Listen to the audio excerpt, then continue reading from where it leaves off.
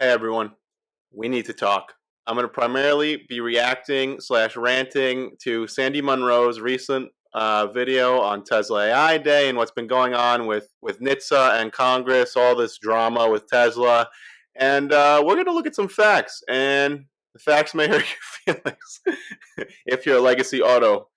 But yeah, this is long overdue. So let's get right into it. So we're going to run through some important parts of Sandy's video, and then I'm going to tell you why I'm all in on Tesla stock. Hey, boys and girls.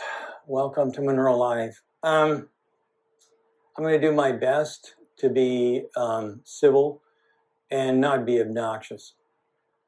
I give him a lot of credit for keeping his composure, because just listening to this, I was fuming out of my ears. It's tough sometimes for me because I do get emotional about the way the country is being ramrodded into a direction that is not in the best interest of the company or the country. As you all know, Tesla had an AI day, and it's artificial intelligence for those who aren't into that sort of stuff.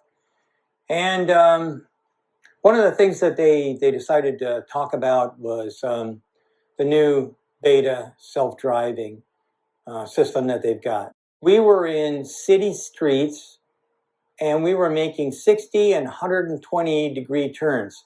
Now, that doesn't mean much to anyone here, but at slow speeds, under 40 miles an hour, and under normal driving conditions, making a 60 degree or 120 degree left or right hand turn is really a big deal. It really truly proves that you have something that's AI, artificial intelligence. There was no problem at all with the Tesla vehicles that I drove.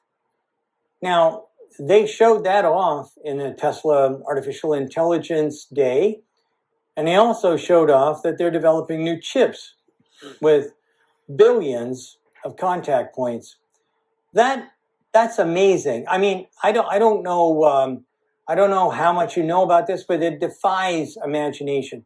One chip that Tesla has developed in just recent history here could take the place of pretty much any major computer that might have been hanging around in the early 2000s. These advancements are things that'll save lives. I'm not sure if you watched Tesla AI Day or not, but it was incredible. The stuff they announced, and I'm not talking about the robot.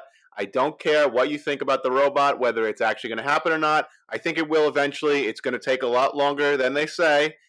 But you know what? That's okay, because this is a company, I say this time and time again, sets the bar high, shoots for the stars, and if it takes them a couple extra years to get there, or even if they don't ever get there, better to have tried and failed, right, than to have not innovated for the last 20 years. And anyway, so the robot aside, I think the primary purpose of that was to encourage the best of the best. Obviously, AI Day, we know, was primarily geared toward recruiting top-tier engineers to Tesla.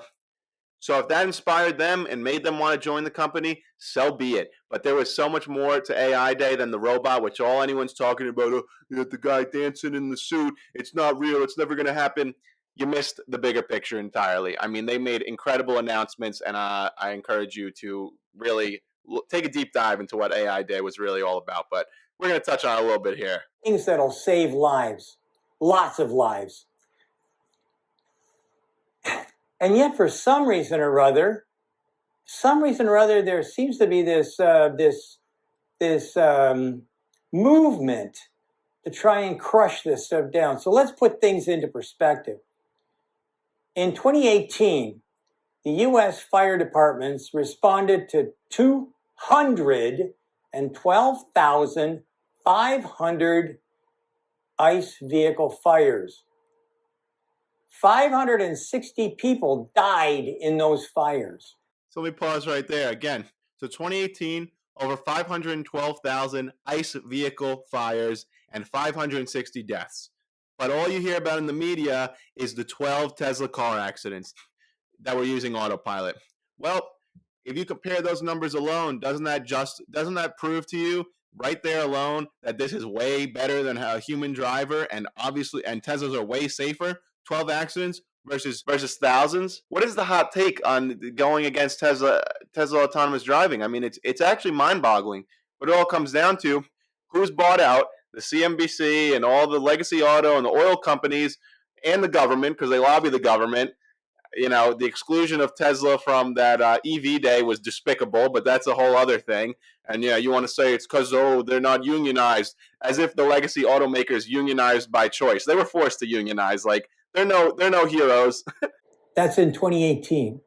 There were virtually no electric vehicle crashes whatsoever, and that's why I wanted to pick 2018. Now, where did I get this numbers from? Well, that would have been me and another guy from Bloomberg called David Welch. And basically, he was asking me about the safety associated with EVs. And I said, well, let's do this. Let's look up fires. Because at the time, there was fires with the Bolt and there was fires with Tesla. I mean, these are really dangerous. I'm going to give you a tip here. Gasoline is kind of dangerous as well. It catches on fire a lot easier than you can catch on fire a battery. A lot easier. If you want to try that out, go and try and light up a dry cell battery or something like that. Go and give it a shot. See how well you make out. And then pour some gasoline on a street and throw a match into it and see how you did there.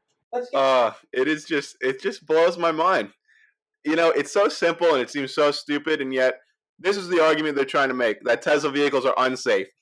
Like he just said, obviously gas inherently alone is going to be much more dangerous. It's combustible. It's going to start a lot more fires versus a battery. I mean, what? They have nothing on Tesla. They have nothing. They are trying to smear them and keep them down as long as they can. And that's all there is to it. It's sad. If legacy autos maybe put as much of this money that they spend into, you know, producing this blasphemy into making their cars better, maybe they would be able to keep up with Tesla. Let's get a brain here, US. Okay, so why am I so upset about this? I think this is my favorite part. Sandy Munro, just wait. We're getting to the best stuff. You have me listening to my favorite rapper, Drake, after this video, Charged Up. When he says all y'all charity cases, he's talking about all legacy auto companies. But let's hear what he has to say. The results basically tell me that that something dramatic must have happened in order to get these types of fires, okay? And I don't think that people with a normal range of intelligence could possibly make these things happen. What comes to mind is something that we talked about when I was at Ford. Watch this, hold my beer. These are people who want to try and kill themselves, or let me rephrase that, they didn't go in too deep in the thought process to figure out whether or not whatever they were going to do was going to have some sort of serious repercussions. So Tesla brings this stuff out talking about how much safer it's going to be for self-driving. And then the same day, NHTSA decides they're going to investigate Tesla for car fires. Is that a coincidence? What do you think, boys and girls? Do you think we're getting our legs pulled? Do you think that NHTSA might have had a plan here? Do you think that maybe there's a problem here? Well, how about this?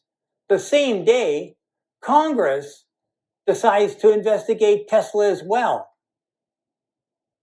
I don't know why they would do something like that. But I do know one thing, it's too coincidental for me. Remember, Tesla is a true US company. True. This right here, really pay attention. It's amazing that they're trying to sabotage Tesla, the most American company, arguably, of all these companies, our biggest competitive edge against foreign car companies. Yeah, let's shoot ourselves in the foot. This is a brilliant idea. True. U.S. company. It's based right here in the U.S. And if you buy a Model Y, a Model S, a Model 3, a Model X, or if you decide to buy one of their roadsters, it's made right here. Please don't take my word for it. Go out and have a look. And yet, for some reason or other, Congress decides to investigate Tesla for wrongdoings, and NHTSA decides to investigate Tesla for wrongdoing. It's really sad. Just think about all this. Think about how much lobbying power and the clear bias there is in government. Who moves the needle? Big oil. The legacy auto companies are so deep in their pockets. It's a no-brainer. Do you really think this is all coincidence? Absolutely not. Just imagine if you could put all this towards something productive, like making better cars, as I said earlier. If it weren't for Tesla, these companies would not have a subpar electric vehicle rolling off their assembly line till maybe 2045. I mean, it's a joke. Let me ask you a question. What are the other car companies out there that have got anything close to the self-driving systems that'll save countless lives? Who else is doing this? The Chinese. So if we continuously go after Tesla and slow them down with congressional investigations, with NHTSA crawling up their butts, what happens? What is going to happen? Who is going to pull the United States out of the fire? Is it going to be the other OEMs? Are we going to see General Motors? I can tell you right now, it is not. We will get left in the dust by the Chinese automakers. But yeah, let's keep beating down Tesla, our best chance here to stay competitive. That's smart. Or VW, or Mercedes, or any of the other car companies. Are we seeing what they've come up with? No, it's crap. It's crap. I've driven almost every self-driving car or even autopilot car, and it's crap. And they can't catch up. And so the government is deciding to make it an even playing field. Okay? Everybody's got to get a gold star on their forehead. Everybody has to get a medal for participation. It doesn't work that way. It makes my brain hurt. Just to people who can't see what's really going on here, I don't get it. It's so obvious. Is it not obvious? Let me know in the comments below what you think. I mean, am I in the wrong here? Is there good in these legacy auto companies? It doesn't work that way. This really pisses me off. The Chinese are creating systems right now that are equivalent or better than anything GM, VW, BMW, Daimler, Toyota, Honda, Kia, Ford, and anybody else that's out there is going to be made. This is absolutely true. Check out the last video on the channel. We were just talking about NIO, ticker NIO, a Chinese automaker who is also doing some autonomous driving that is maybe, if not on par with Tesla, pretty close, much further along than all the other American companies can say, legacy autos can say. I mean, who's going to win out? It's so obvious. Why are we stifling Tesla? Why can't we just let the free market do its thing? Whatever happened to a free market and competition, and the best company is going to win out, which regardless of all of this blasphemous, pushing, just constantly trying to dump on Tesla and hold them down, it's still not going to be enough to stop them. But all they're doing and what they're going to be able to do is delay them. They're delaying the inevitable. The legacy automakers are trying to eke out every last cent of profit they can before they are completely doomed. I mean, at this rate, they're not going to be around. If they continue on the current course, these levels of innovation, this speed of getting electric vehicles up and running, they're not going to be around. Tesla will have the entire market by 2035 at this rate if they don't make some drastic changes. And that's all they have to do. Take all that advertising budget and all this money you lobby to Congress. Why don't you put that into developing electric vehicles? Ever think of that? Gee, what a crazy idea. We are crushing the only source of real American ingenuity? Are you kidding me?